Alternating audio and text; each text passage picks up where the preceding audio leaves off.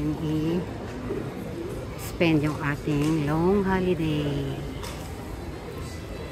Good morning. Hindi ko nakuhanan yung day 1 na almusal natin. Breakfast. Ito siya ngayon. Yung day 2 na. Ayan. Kuha na natin yung mga susunod pa natin breakfast dito sa ating staycation. Third day breakfast. Ayan siya.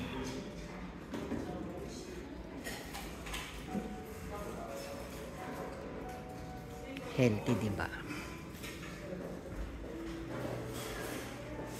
Okay. Good morning. Ito yung pang 4th day breakfast namin dito sa hotel. Ayan siya. Ay, sorry ketchup. Iritan mo pa. Ayan siya. Gulay. Ayan yung nabago. Tsaka itong curry rice. Ayan. Let's eat na. Good morning. Ito yung ating last breakfast kasi uwi na tayo. Realidad na magtrabaho ulit para may pang travel. Let's eat.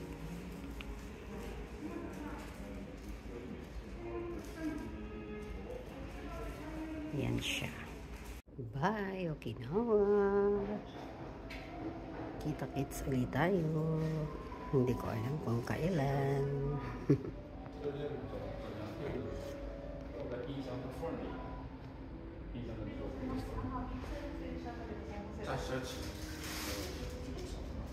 Naha-airport. Back to reality na. Work na ulit. Marami ang tao. Kasi nga, matapos na yung golden week nila. Ayan. Yung long holiday is end. Back normal. Ano lang, share lang ba? Ayan yung airplane natin. Laki niya.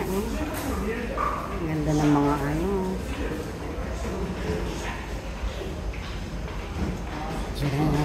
Bye. Bye.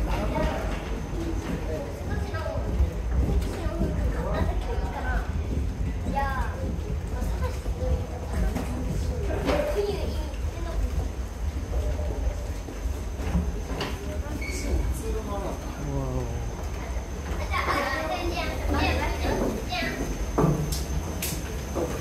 Sarang na tayo.